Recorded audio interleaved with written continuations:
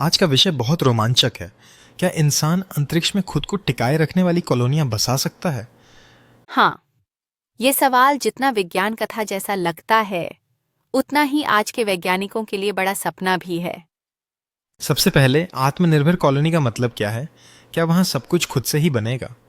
बिल्कुल, इसका मतलब है कि वहां रहने वाले अपनी जरूरतों जैसे खाना, पानी, हवा सब कुछ खुद ही पैदा करेंगे। तो सबसे बड़ी चुनौती क्या होगी? ऑक्सीजन बनाना या खाना पैदा करना? दोनों, लेकिन शुरुआत ऑक्सीजन से करनी होगी। सीधी सरी की, क्योंकि बिना ऑक्सीजन के तो 2 मिनट नहीं चल पाएंगे। सही बात। क्या पौधों का इस्तेमाल करके ऑक्सीजन बनाई जा सकती है? हाँ, पौधे कार्बन डाइऑक्साइड लेते हैं और ऑक्सीजन छोड़ते हैं, लेकिन स्पेस में पौधे उगाना आसान नहीं है। वहां ग्रेविटी नहीं है, पौधे कैसे सीधा बढ़ेंगे? यही तो जादू है। वैज्ञानिक ऐसे सिस्टम बना रहे हैं जैसे हाइड्रोपोनिक्स, जिसमें मिट्टी की जरूरत नहीं होती। पानी का क्या होगा? स्पेस में पानी लाना तो बहुत महंगा है। सच में, इसलिए रिसाइकलिंग सिस्टम बनाए जा रहे हैं जहां हर एक बूंद को दोबारा इस्तेमाल किया जा सके। थोड़ा अजीब लगता है, लेकिन जरूरी भी है। खाने का क्या? खाने के लिए भी पौधे उगाए जा सकते हैं और प्रोटीन के लिए कुछ लोग कीड़ों की बात भी कर रहे हैं। कीड़े खाना सुनने में तो अजीब है, पर प्रोटीन तो चाहिए ही। बिल्कुल, और कीड़े स्पेस में आसानी से पाले जा सकते हैं, कम जगह और संसाधनों में। चलो मान लेते हैं कि खाना, पानी, हवा मिल गया। बिजली कहाँ से आएगी? सबसे आसान तरीका है सोलर पैनल। स्पेस में सूरज की रोशनी भरपूर है।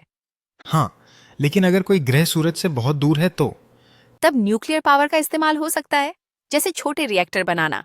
ये सब सुनकर लगता है सब कुछ मुमकिन है, पर क्या टेक्नोलॉजी आज इतनी आगे है? कुछ चीजें तो प्रोटोटाइप स्टेज में हैं, जैसे आईएसएस इंटरनेशनल स्पेस स्टेशन में रिसाइकलिंग और पौधे उगाना। आईएसएस में लोग सालों से रह रहे हैं, क्या वो आत्मनिर्भर हैं? अभी नहीं, बहुत सारा सामान धरती से ही जाता है, पर धीरे धीरे चीजें बदल रही हैं। अगर स्पेस कॉलोनी बन भी जाए, वहां रहना कितना मुश्किल होगा? बहुत। माइक्रोग्रेविटी में हड्डियां और मसल्स कमजोर हो जाते हैं। मनोवैज्ञानिक चुनौतियां भी होती हैं। अकेले रहना, उसी जगह पर बंद रहना, ये तो भारी पड़ सकता है। बिल्कुल, इसलिए मनोरंजन, कम्युनिटी और मेंटल हेल्थ पर भी काम हो रहा है। क्या आपको लगता है हम अपनी धरती छोड़कर स्पेस में बस सकते हैं? तुरंत तो नहीं, लेकिन अगर पॉपुलेशन बढ़ती रही या कोई आपदा आई, तो हमें इसके बारे में सोचना ही पड़ेगा। एक और सवाल, क्यों न सिर्फ धरती को बचाने की कोशिश करें? सही, धरती ही हमारा असली घर है, लेकिन बैकअप प्लान रखना भी समझदारी है, जैसे कंप्यूटर की फाइल्स का बैकअप। क्या हमें मंगल या चांद पर कॉलोनी बनाने की ज्यादा संभावना है? फिलहाल तो मंगल सबसे बड़ा टारगेट है, क्योंकि वहां दिन रात और गुरुत्वाकर्षण धरती के सबसे करीब हैं। लेकिन वहां का माहौल तो बहुत कठोर है, ठंड, रेडिएशन, हवा नहीं। इसलिए डोम्स में रहना पड़ेगा, फरका या अंडरग्राउंड बेस बनाना होगा ताकि सुरक्षा रहे। क्या आपने कभी सोचा है, आपके पास अगर मौका हो तो क्या आप स्पेस कॉलोनी में जाना चाहेंगे? सोचता हूँ, लेकिन दाल चावल और माँ के हाथ का खाना याद आएगा। हाँ हाँ, सच है। टेक्नोलॉजी की बात करें तो आर्टिफिशियल इंटेलिजेंस वहां कैसे मदद कर सकता है? एआई बहुत जरूरी होगा, जैसे मेंटेनेंस, खेती, हेल्थ केयर, सब कुछ ऑटोमेटेड हो सकेगा। और अगर कोई मेडिकल इमरजेंसी आ जाए तो डॉक्टर कैसे मिलेंगे? या तो टेलीमेडिसिन होगी, या एआई आधारित रोबोटिक मेडिकल सिस्टम होंगे। आज भी स्पेस स्टेशन में दवाइयाँ और इलाज के उपकरण भेजे जाते हैं, पर सर्जरी का क्या करेंगे?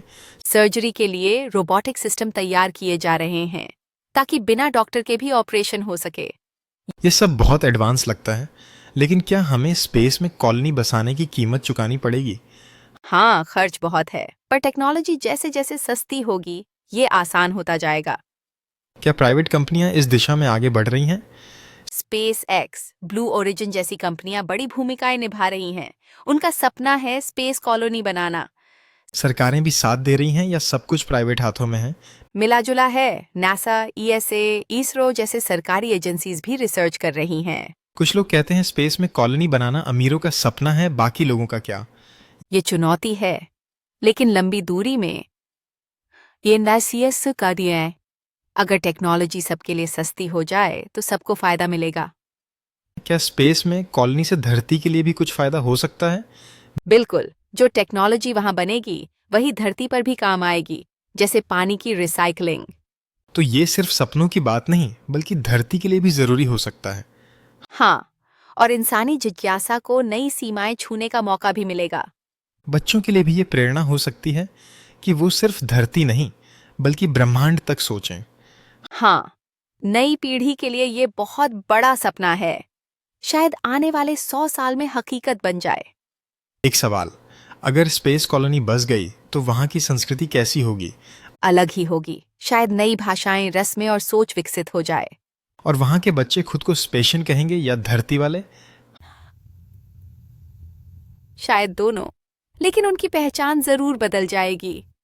क्या आपको लगता है स्पेस कॉलोनी में लोकतंत्र चलेगा या कोई नया सिस्टम बनेगा? शुरुआत में शायद तानाशाही जैसा हो, क्योंकि रिसोर्सेज सीमित होंगे। इस सीटी बाइक शुई का सीटों को, लेकिन बाद में लोकतंत्र या नया सिस्टम बन सकता है। सोचिए, अगर वहाँ क्रिकेट खेलना हो तो बॉल कहाँ जाएगी? ग्रेविटी कम है, एक छक्का मारो तो बॉल सीधे बाहर निकल जाए। तो स्पेस में नए गेम्स भी इजाद करने पड़ेंगे। हाँ, और शायद वहाँ के लोग अलग तरह की कला, संगीत और त्योहार बनाएंगे। ये सब सोचकर ही रोमांचक लगता है, लेकिन क्या हमें नैतिक रूप से स्पेस में जाना चाहिए? ये बड़ा सवाल है। क्या हमें बाकी ग्रहों या चांद को नुकसान पहुंचाने का हक है? शायद हमें जिम्मेदारी से काम लेना चाहिए, जैसे धरती का ख्याल रखते हैं वैसे ही। बिल्कुल, स्पेस एक्सप्लोरेशन के साथ साथ नैतिकता भी जरूरी है। तो क्या आप मानते हैं कि इंसान एक दिन आत्मनिर्भर स्पेस कॉलोनी बना लेगा?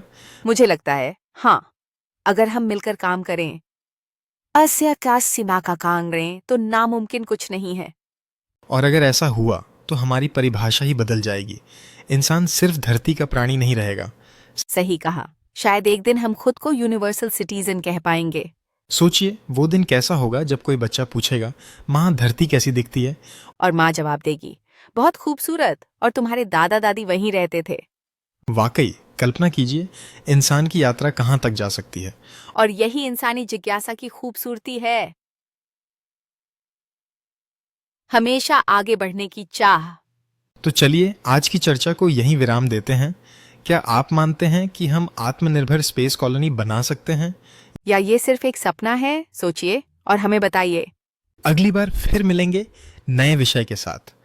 तब तक के लिए धन्यवाद, और सपनों को उड़ान देते रहिए।